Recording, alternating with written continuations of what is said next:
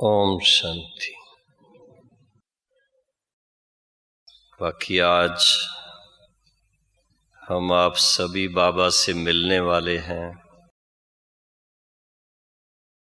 मैं समझता हूँ उसकी तो हर एक के दिल में बहुत बहुत खुशी होगी कि किससे मिलने वाले हैं।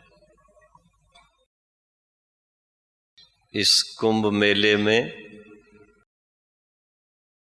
बड़ी दादियों से, दादी जी, दादी जानकी जी, दादी गुलजार जी,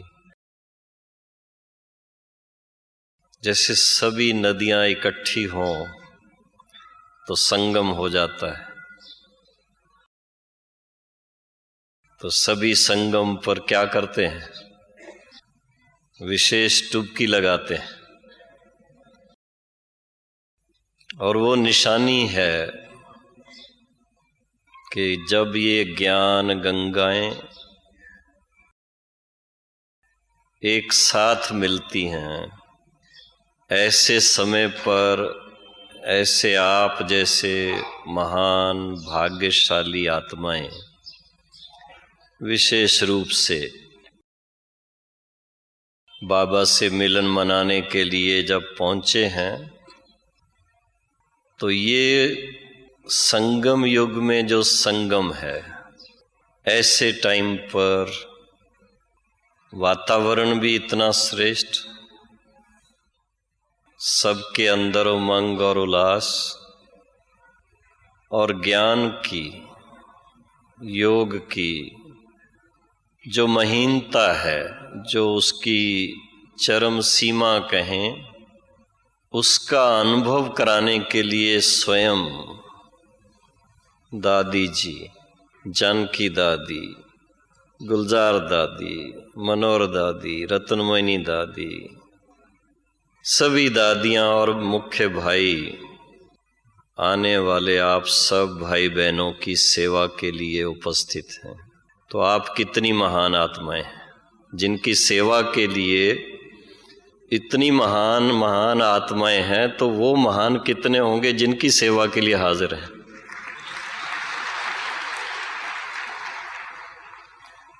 तो प्रैक्टिकल में ये जो वो निशानियां हैं भक्ति मार्ग की,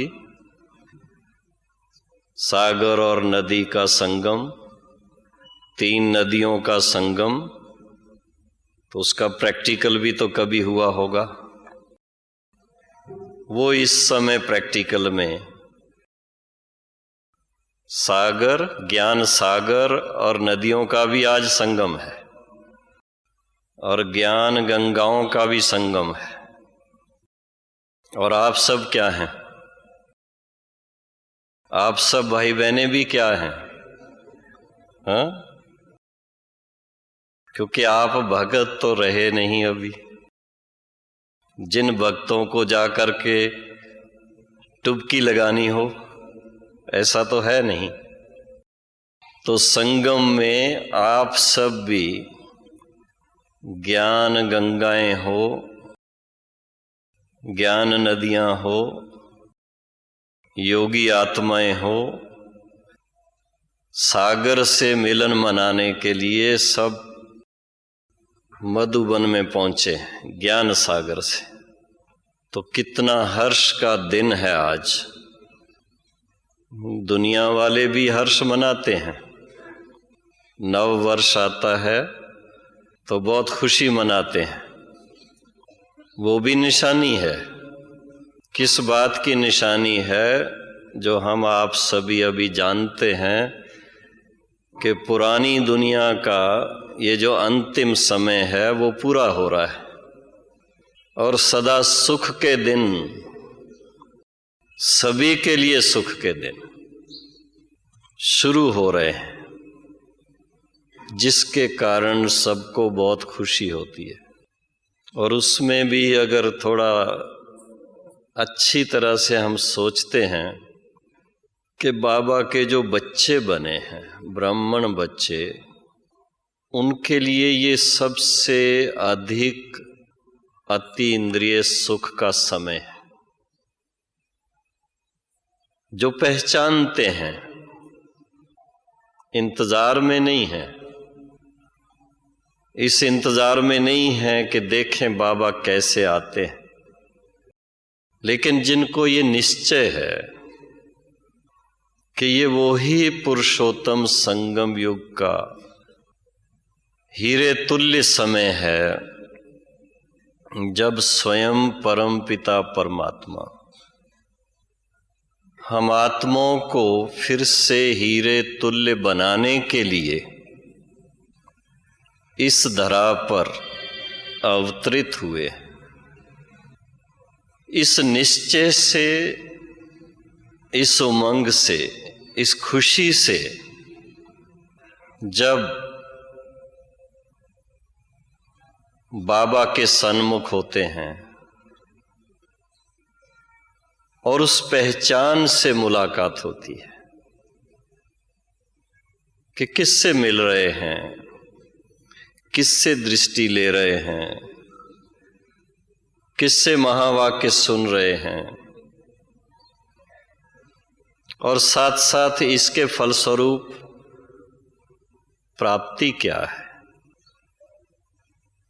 अच्छी तरह से जब ये अनुभूति होती है तो दिल में आता है कि मेरा ये जन्म सफल हुआ, और यही जन्म सफल नहीं हुआ बल्कि इसके फलस्वरूप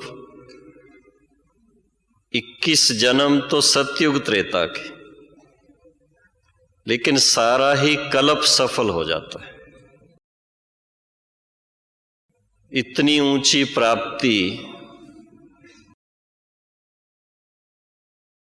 कल्प में एक ही बार होती है, और उस प्राप्ति का ये सुहावना पुरुषोत्तम संगम युग, आप सबका क्या आज यानी दिल में क्या चल रहा है, किससे मिलने के लिए आए हैं? हाँ, क्लियर है किससे मिलेंगे शाम को? क्योंकि मुझे टॉपिक जो दी गई है अभी बताया, सहज राजयोग। तो सहज का मतलब क्या हुआ? सहज जो सब बात सहज हो जाए वही होगी ना। सहज माना नेचुरल, स्वाभाविक, और जो सरल रीति से हो। तो बाबा ने तो इतना सरल करके सारी बात सुनाई है कि कभी कभी बड़ा इतना सरल होता है कि विश्वास नहीं होता है। जब बाबा कहते हैं बच्चे और कुछ नहीं कर सकते, सिर्फ इतना ही सोचो मैं आत्मा हूं और शिव बाबा के बच्चे हैं, इतना ही निश्चय कर लो, यही योग है। नहीं तो परिभाषा तो योग की बहुत लंबी चौड़ी सब सुनाते हैं।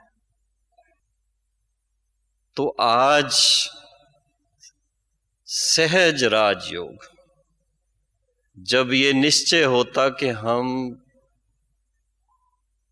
किससे मिलन मना रहे हैं, किससे मिलेंगे या मिलन मना रहे हैं, पहले तो ये पूछें आपसे, मिलेंगे या मिलन मनाते रहते हैं?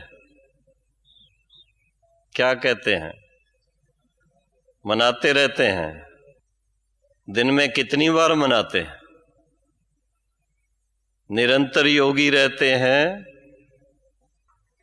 या 5 बार ट्रैफिक कंट्रोल का गीत बजता उस समय योगी बनते हैं, या सुबह और शाम के योगी हैं?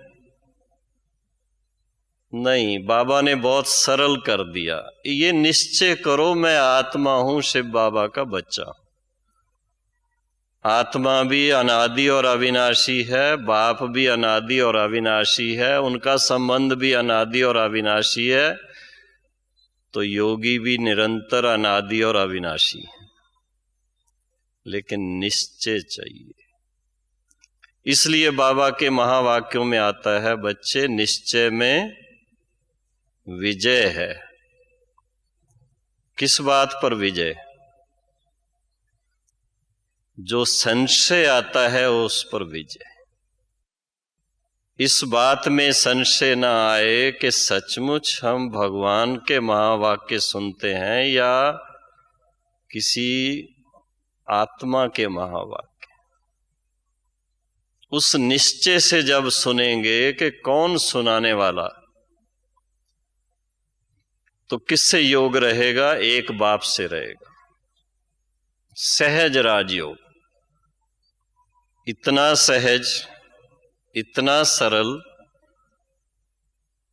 मुझे बहुत पुरानी बात एक याद आ रही है। गुड़गांव से कुछ माताएं मधुबन आ रही थी। गुड़गांव सुना है आप सबने? कहाँ पर है?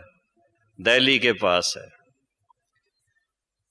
और माताएं अपनी वो हरियाणा की जो भाषा है वही बोलती हैं। रास्ते में टीटी ने ट्रेन में पूछा, माता जी कहाँ जा रहे हैं? बोलती हैं हम यूनिवर्सिटी में जा रहे हैं, माउंट आबू। तो उसने सोचा शायद इनके बच्चे कोई पढ़ते होंगे, लेकिन माउंट आबू में यूनिवर्सिटी का नाम तो सुना नहीं है। तो फिर से उसने पूछा कि कौन सी यूनिवर्सिटी है? कि ईश्वरी यूनिवर्सिटी है, भगवान पढ़ाते हैं वहां, और हम वहां पढ़ने जा रहे हैं। उस बेचारे के समझ में नहीं आया। बाद में कहीं और किसी से बातचीत करके कुछ समझा उसने। लेकिन वो अनपढ़ माताएं, पहले तो उस भाई ने समझा इनके बच्चे कोई पढ़ते होंगे माउंट आबू, क्योंकि वहां पर हैं कुछ स्कूल ऐसे अच्छे अच्छे। लेकिन जब माताओं ने बोला नहीं हम खुद पढ़ने जा रहे हैं, तो उसको आश्चर्य हुआ। लेकिन माताओं का निश्चय, बुजुर्ग माताएं, बूढ़ी बूढ़ी माताएं, अनपढ़ माताएं, लेकिन उनके निश्चय की कमाल उस टीटी को भी आश्चर्यवत कर दिया कि हम तो भगवान से पढ़ने के लिए जा रहे हैं, हमारा टीचर स्वयं भगवान है। तो उनके निश्चय में थी उनकी विजय। आज इतने बड़े हॉल में, अभी भले आधा भी नहीं भरा है, लेकिन शाम को देखना हर एक को बैठने की जगह जरूर मिलेगी, लेकिन जितने अभी आप खुले खुले बैठे हैं इतना नहीं। तो सभी बाबा से मिलने के लिए आ रहे हैं। आज किसी को बोलें बाबा से मिलने जा रहे हैं, कई बार साथ चल देते हैं ना, नए नए भी, चलो भाई हम भी चलते हैं आपके बाबा से मिलने। और जब शाम को देखेंगे कि सामने तो एक बहन जी बैठी हैं, उस समय अगर कोई नया हो और उसको कोई कहे कि देखो बाबा आए हैं, तो नया क्या सोचेगा कि बहन, ये तो सामने बहन बैठी है। एक बार जयपुर से एक परिवार आया था, बच्चे उनके साथ में थे, तो छोटी बेबी थी उनकी, उनको कहा बाबा से मिलो। बोला बाबा कहाँ है? ये तो लुगाई बैठी है। तो बाबा को पहचानने की भी वास्तव में पहले जब तक उसका ज्ञान नहीं, परिचय नहीं, और उस दृष्टि से जब तक सामने देखे नहीं, तब तक बाबा की भासना नहीं आती। तो सहज ज्ञान, सहज राजयोग नाम ही इसका इसलिए पड़ा कि चाहे कोई बच्चे हैं, चाहे कोई बड़े हैं, चाहे कोई बूढ़ी माताएं हैं, अनपढ़ हैं, चाहे बहुत पढ़े लिखे हैं, जब तक बुद्धि दिव्य नहीं है तब तक समझ में नहीं आएगा। इसलिए बाबा का पहले असूल था ये, शुरू से, कि पहले सेवा केंद्र पर कम से कम 6 मास जाएं, पवित्र जीवन, पवित्र खान पान, वो सब हो तब बाबा से मिलने आए। क्या कारण था? ये नहीं कि बच्चों को कोई कठिनाई हो, लेकिन कारण उसका यही था कि जब आए तो पूरी पहचान से बाबा से मिले। पहचान से मिलेंगे तो पूरा लाभ लेंगे, पूरा निश्चय से मिलेंगे तो फिर विजय होगी, नहीं तो इधर उधर देखते रहेंगे।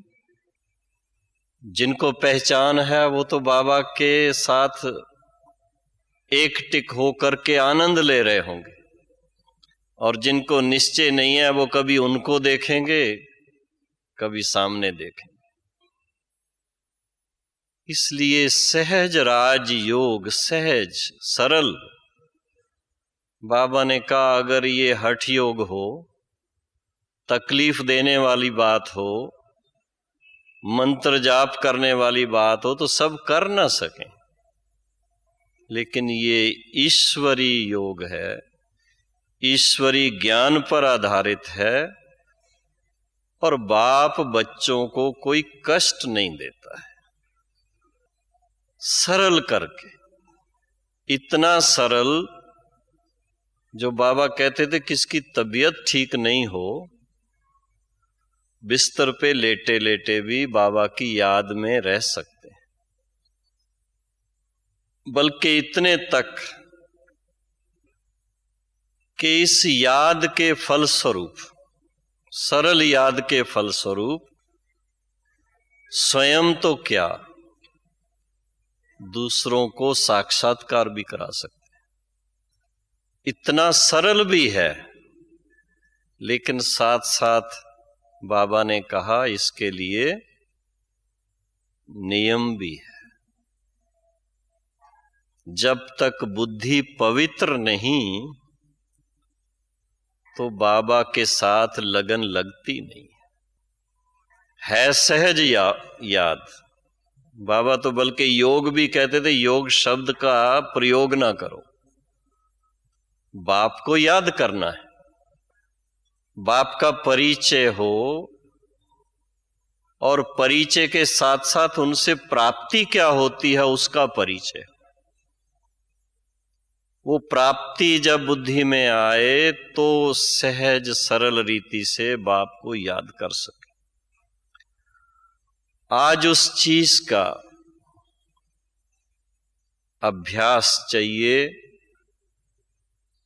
क्योंकि इस समय संसार के अंदर आकर्षण वाली बातें बहुत हैं। पहले इतनी नहीं थी, पहले रेडियो सिर्फ था, फिर टेलीविजन भी आई तो दूरदर्शन एक ही चैनल थी, और आजकल तो 100 से ज्यादा चैनल हो गई हैं। चारों तरफ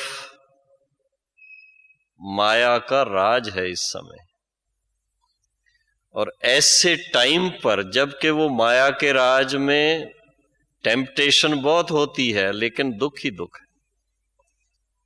जितना उसमें बुद्धि लगाते हैं उतना हैरान होते हैं। पहले कभी नहीं सुनते थे कि 25-30 साल की उम्र में किसी को हार्ट की प्रॉब्लम हो जाती है,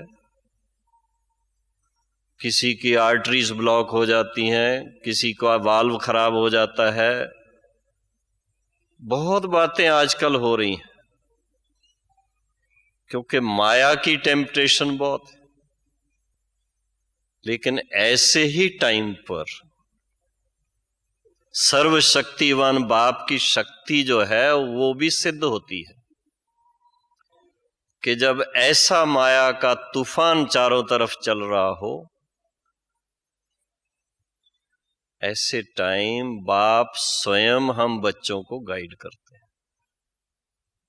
और उनकी गाइडेंस बड़ी सहज और सरल है। लेकिन उसके लिए बुद्धि दिव्य चाहिए। पहले हंसी हंसी में कहते थे भाई ये इतना महीन ज्ञान है, बाबा इतना महीनता से समझ में आता है, मोटी बुद्धि का काम नहीं है ये। लेकिन इतने वर्षों से बाबा ने जब से ज्ञान देना शुरू किया, दिव्य दृष्टि के द्वारा इतने अच्छे अनुभव करा दिए भाई बहनों को, और उनको इतना दृढ़ निश्चय, जिसके फलस्वरूप उनकी जीवन इतनी श्रेष्ठ बनी। और उनको देख करके हर एक के दिल में आता है, भले दुनिया में कितना भी माया का पॉम्प है, उनको देख करके दिल में आता है, दिव्य जीवन बने तो ऐसी बने, पवित्र जीवन बने तो ऐसी बने, ऊंची जीवन बने तो ऐसी बने। और बाबा ने तो इतनी सुंदर बात सुना दी, बच्चे इस समय अगर बाप को अच्छी रीत पहचान करके उनके बनेंगे तो 21 जन्म संपूर्ण पवित्रता, सुख, शांति, संपन्न दैवी स्वराज के मालिक बने। ये छोटी बात नहीं है। आज कोई एमएलए बनने के लिए, कोई एमपी बनने के लिए, कोई कमेटी का प्रेसिडेंट बनने के लिए कितनी मेहनत करते हैं, कितना खर्चा करते हैं। लेकिन उसको बाबा ने कहा वो सब क्या है, अल्पकाल का पद है, अल्पकाल का सुख है। इतनी मेहनत करने के बाद भी कोई सतयुगी दैवी स्वराज नहीं मिल रहा है, और उसके अंदर क्या क्या हो रहा है ये भी सब जानते हैं। तो माया का राज ज्यादा नहीं चलना है, रावण का राज ज्यादा नहीं चलना है। फिर से सतयुगी दैवी स्वराज की स्थापना होनी है। उसके लिए इस समय बाप हम बच्चों को योग्य बना रहे हैं, और उसमें बहुत सरलता से बाबा ने कहा है, बच्चे मन मना भव के अर्थ स्वरूप में टिको। जितना हो सके पिता परमात्मा को अच्छी तरह पहचान करके,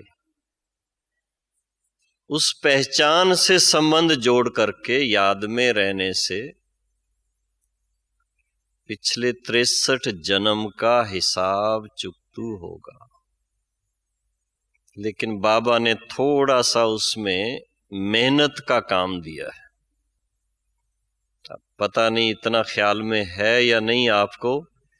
बाबा ने कहा बच्चे जब आप 8 घंटा याद में रहेंगे, 8 घंटा, 24 घंटे में से 8 घंटा याद में रहेंगे तो 63 जन्म का हिसाब चुकतू होगा। और वो खुद को मालूम पड़ता है। जैसे जैसे हिसाब चुकतू होता है, आत्मा उतनी पावन बनती है, उतनी हल्की हो जाती है, और धीरे धीरे निरंतर योगी बनने का लक्ष्य वो सामने चाहिए। कभी कभी तो ऐसा अव्यक्त वाणी जब पढ़ते हैं, वो तो एकदम इतनी ऊंचाई की बात आ जाती है कि सिवाय एक बाप के दूसरा कोई बुद्धि में चाहिए ही नहीं। निरंतर योग, अंतर नहीं चाहिए। और जितना उसमें सफलता पाते हैं उतना अंदर से अतीन्द्रिय सुख बढ़ता जाता है। जितना अतीन्द्रिय सुख के संस्कार बनते जाएंगे उतना भविष्य का स्वरूप प्रैक्टिकल अपना नजर आने लगता है। क्योंकि सतयुगी देवताओं के जो जितने भी चित्र बनते हैं, चाहे श्री कृष्ण और राधे के हैं, चाहे श्री लक्ष्मी नारायण के हैं, देवी देवताओं के चित्रों के सिवा और किसी के चित्रों में वो चीज मिलती नहीं है जो उनके नैनों से, उनके मस्तक से, उनके होंठों से नजर आती है। जो दिव्यता उन आत्माओं में है और जो अतीन्द्रिय सुख उन आत्माओं को पावन होने के फलस्वरूप प्राप्त होता है, वो और किसी में नहीं मिलता है। चाहे कितने भी दूसरों के चित्र आप देखो, वो चीज उनमें नहीं मिलेगी। तो बाबा का जो खास इशारा है, बच्चे, ये राजयोग, इस राजयोग से आप राजाओं के राजा बनते हो, राजाओं के राजा। जिन राजाओं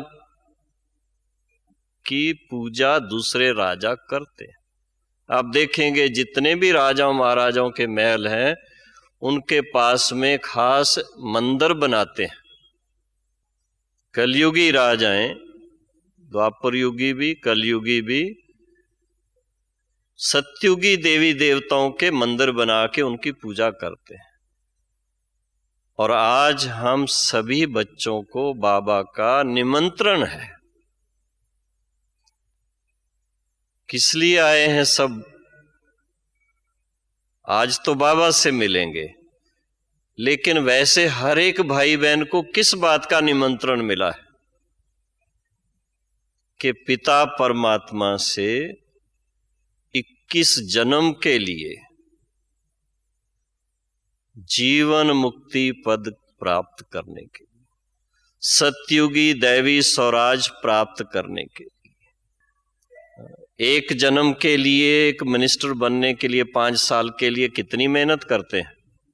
श्री नारायण या श्री लक्ष्मी बनने के लिए थोड़ा अपने आप से पूछना होता है कि हम कितनी मेहनत कर रहे हैं। अगर मेहनत नहीं करते तो फिर कंप्लेंट्स रहती हैं, कोई ना कोई कमी रहती है। मेहनत भी है, इसमें कोई शक नहीं है।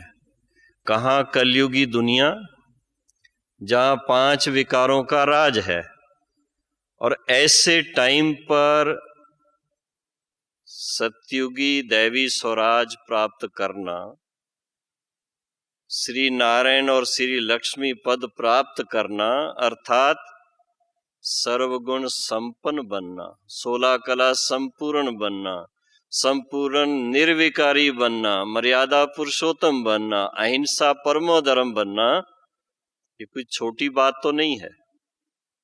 ऐसा बनने के पहले ऐसे संस्कार चाहिए, और ऐसे संस्कार धारण करने के लिए इतना निरंतर योगी बनने का अभ्यास चाहिए। निरंतर योग तभी हो सकता है जब वो सहज योग। अगर विशेष बैठ करके ही योग करना हो तो सारा दिन बैठना, सारी रात बैठना, वो कितने दिन कर सकेंगे आप? इसलिए बाबा ने कहा नहीं, पहली बात है ये निश्चय चाहिए, निश्चय से विजय। दूसरी बात, ऐसा संबंध जोड़ो जिसमें मेहनत ना हो।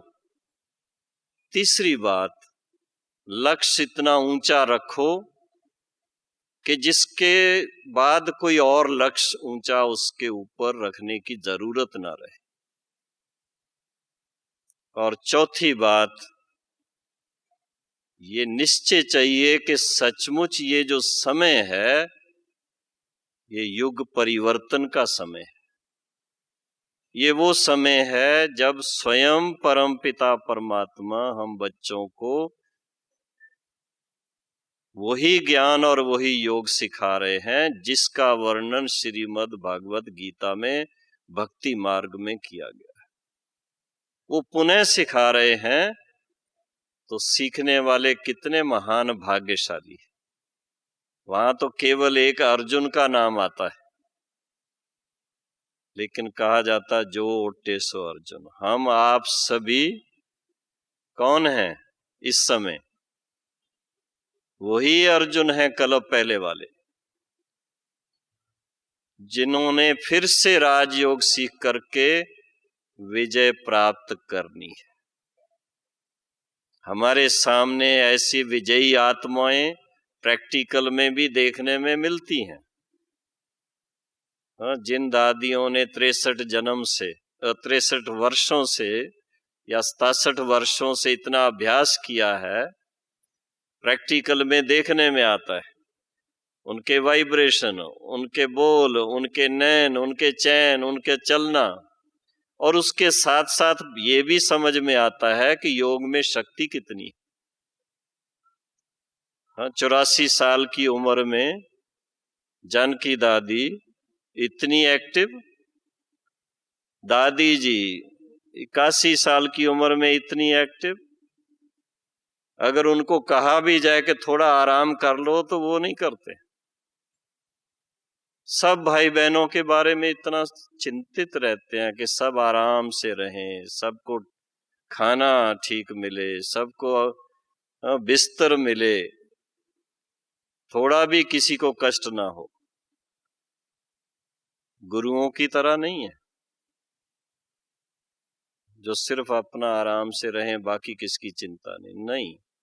ये ईश्वरी परिवार है, और परिवार के बड़े होने के नाते से सबका कितना ध्यान रखते, लेकिन सिर्फ स्थूल ध्यान नहीं। किस बात का ध्यान कि ये बाबा के वही बच्चे, कल्प पहले वाले बच्चे हैं, जिन्होंने कल्प पहले अपना सतयुगी दैवी स्वराज का अधिकार लिया था, फिर से आए।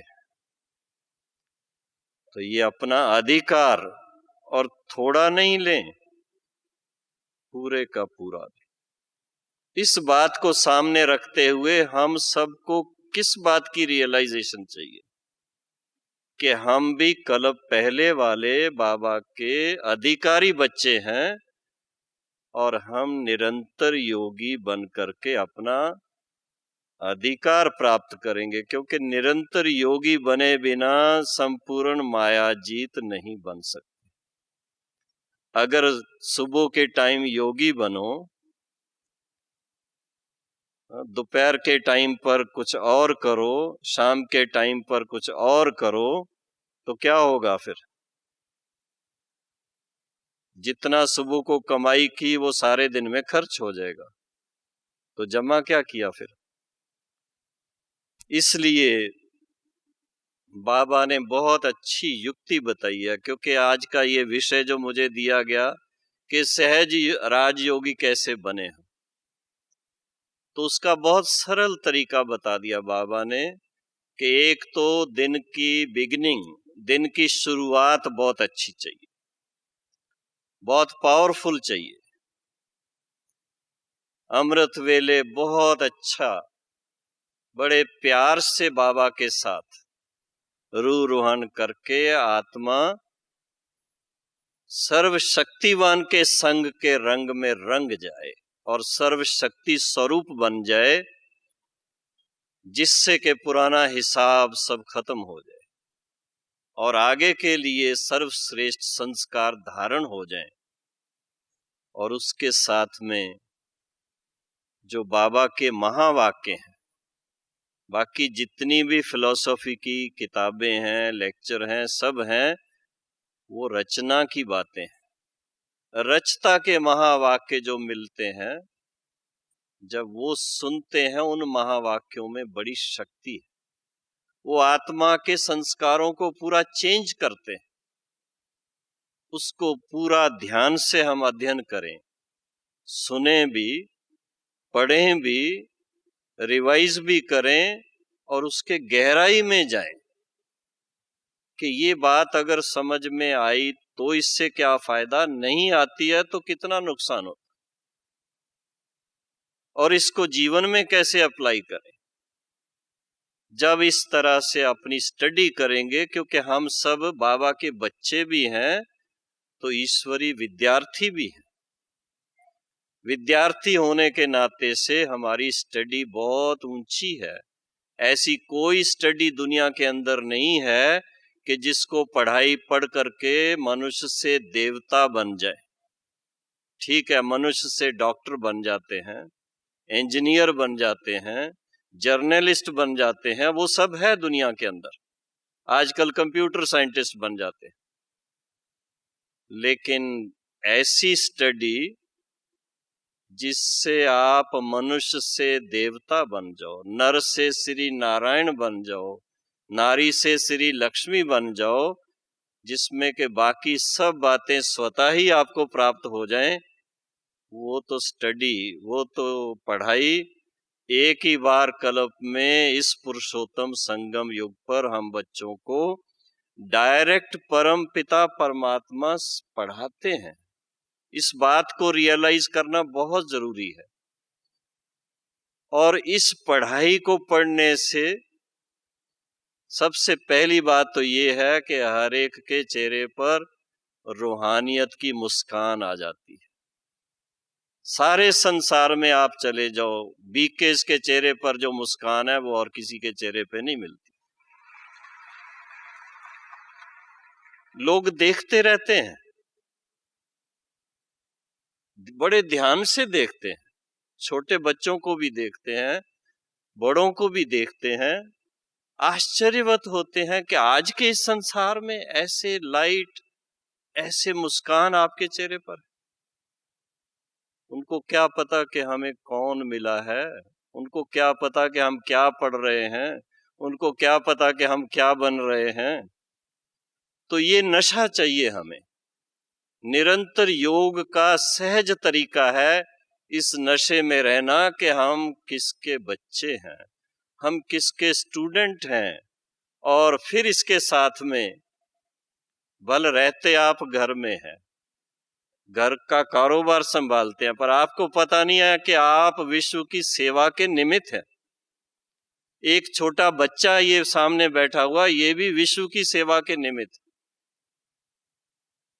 ऐसे बच्चे कहाँ मिलेंगे, ऐसी माताएं कहाँ मिलेंगी? ये तो बाबा के बच्चे ही ऐसे बन सकते। तो बड़ा नशा चाहिए, बड़ा गौरव चाहिए अपने दिल के अंदर कि हम कोई साधारण व्यक्ति नहीं है। जैसे ब्रह्मा बाबा का मिसाल है, देखने में ड्रेस में साधारण थे, लेकिन उनका व्यक्तित्व असाधारण। जिसने एक बार बाबा से मुलाकात की, उसके दिल पे उनकी छाप लग गई थी। ऐसे ही बाबा के बच्चों का है। लेकिन वो तब हो सकता है, ये पक्का निश्चय रहे कि हम बाबा के बच्चे भी हैं, बाबा के स्टूडेंट भी हैं। हमारा टीचर कौन है, पढ़ाने वाला कौन है हमें? थोड़ा सोच लो अच्छी तरह से। कोई साधारण टीचर नहीं है, बीए बीएड पढ़ा हुआ, एमए बीएड पढ़ा हुआ नहीं है, लेकिन स्वयं ज्ञान का सागर परम पिता परमात्मा हमारा टीचर है। ऐसे टीचर के हम स्टूडेंट हैं। जरा सोचो, थोड़ा नशा चढ़ना चाहिए।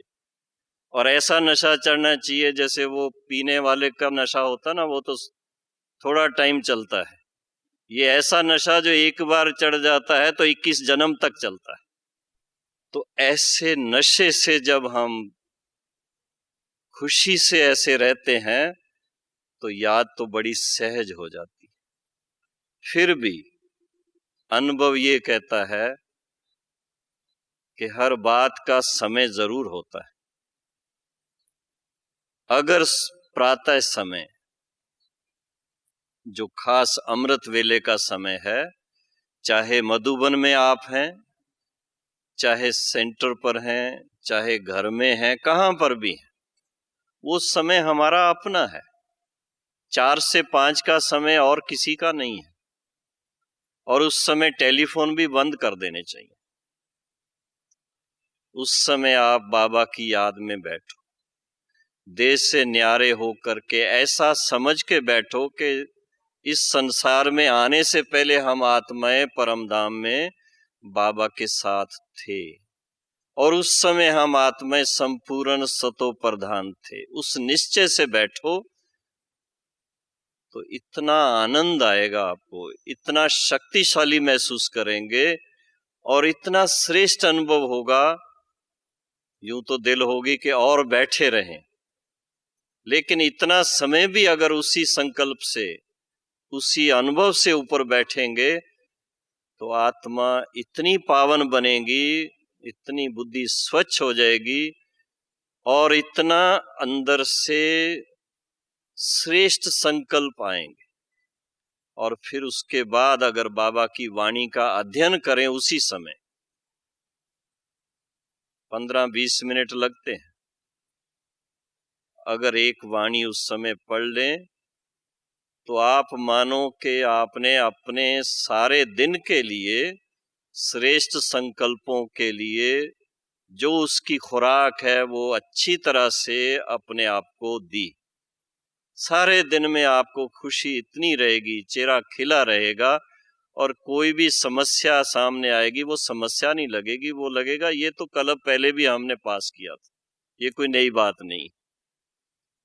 इतना निश्चय होगा और निश्चय में विजय है।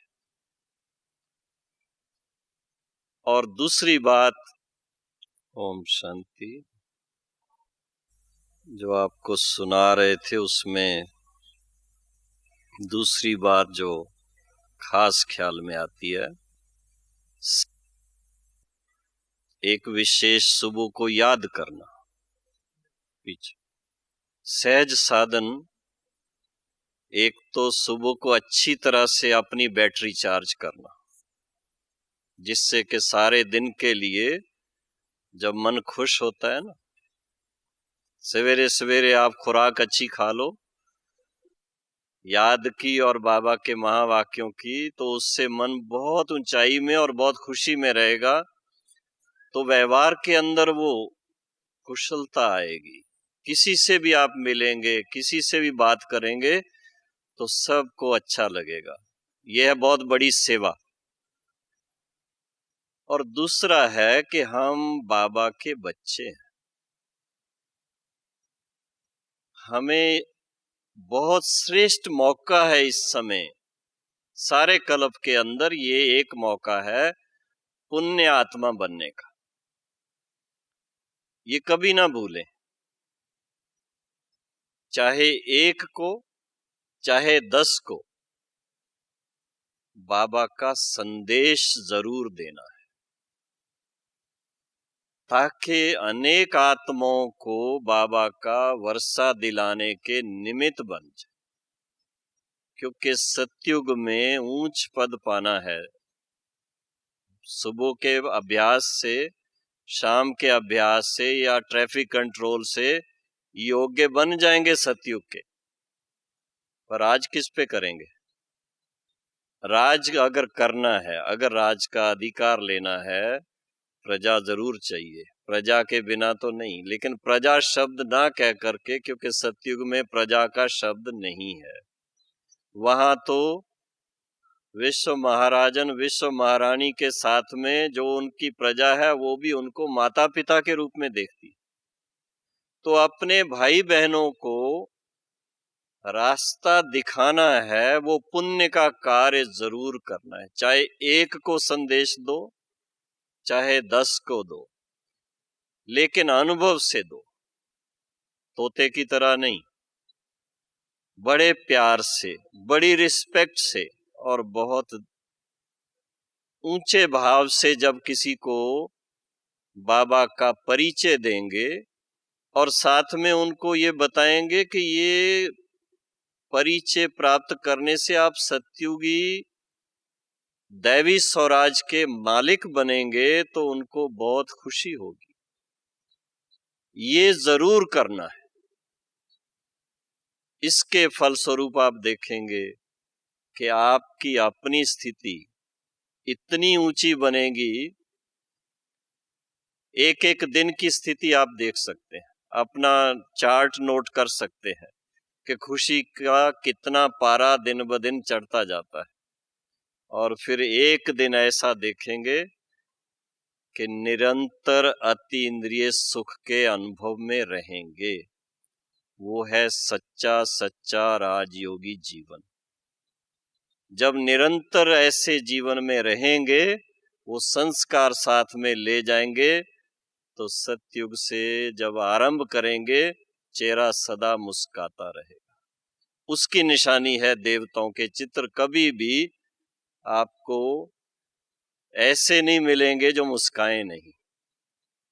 तो वो मुस्कुराहट का आधार है इस समय बाबा की याद से और सेवा से अति इंद्रिय सुख के अनुभव में निरंतर रहना। ऐसा रहने के लिए सब तैयार है ना? हाँ? रहेंगे या बहुत सोच विचार में है कि कैसे रहेंगे? भाई ये तो बड़ी सरल बात बता रहे हैं। तो ऐसा खुशी जैसी खुराक नहीं जो कहते हैं, उसका सरल तरीका है कि अपना लक्ष्य चाहिए। हम आपको एक बात छोटी सी सुना के पूरा करेंगे। शुरू में 1959 की बात बता रहा हूं, जब पहले हमने ज्ञान लिया और बाबा से मिलने आए, बाबा के बन गए, और उसके बाद कुछ समय के बाद बाबा बॉम्बे में आए थे। तो बाबा के महावाक्य सुनते और पढ़ते थे। तो बाबा के महावाक्य थे, बच्चे जब तक किसी की सेवा ना करो तब तक नाश्ता नहीं करना। तो सुबह को बाबा से डायरेक्ट वाणी सुन के और फिर पास में हैंगिंग गार्डन चले जाते और वहां किसी ना किसी को संदेश दे करके फिर वापस आके बाबा को वो सारा समाचार सुना के उसके बाद नाश्ता करते थे। तो बाबा के महावाक्य भले वो 1959 के हैं, पर आज भी मैं कहूंगा कि आज भी उनकी वही वैल्यू है, उनकी वही कीमत है जो उस समय थी। आप करके देखो। अगर इस जीवन में सदा खुश रहना है, सदा आनंदित रहना है, और साथ में समाज के क्या कहें, समाज के वैल्यूएबल सर्विस करने वाले बनना है, तो ये एक अपना प्रिंसिपल बना लो कि जब तक मैंने किसी को बाबा का संदेश नहीं दिया तब तक नाश्ता नहीं करना है। और दूसरी बात खास पक्की याद करनी है कि सारे दिन में कोशिश करनी है कि मेरे मन वाणी कर्म से किसी को, किसी भी आत्मा को दुख ना पहुंचे। क्योंकि हम क्या बन रहे हैं जरा पक्का याद करना पड़ता है। क्या बन रहे हैं अभी? मनुष्य से देवता। तो देवताएं सबको सुख देते हैं, वो कभी किसको दुख नहीं देते। दुख कौन देता है? सभी को पता है ना, उसका नाम तो बड़ा सहज याद आ जाता है। तो हम किसी को भी मन से भी नहीं, वाणी से भी नहीं, कर्म की तो बात ही अलग रह गई, तो किसी को भी हम दुख ना दें। ये मोटी मोटी बात आपको सुना रहे हैं।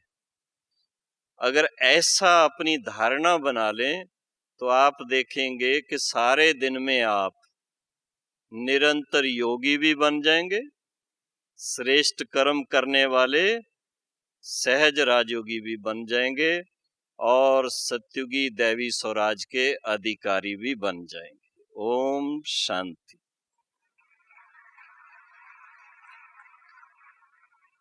अभी 5 मिनट के लिए बिल्कुल सब बातों को भूलकर बाबा के पास चलिए और अपने सर्वशक्ति स्वरूप में स्थित होकर के वाइब्रेशन को, वायुमंडल को शक्तिशाली बनाने में सहयोगी बनकर के बैठे।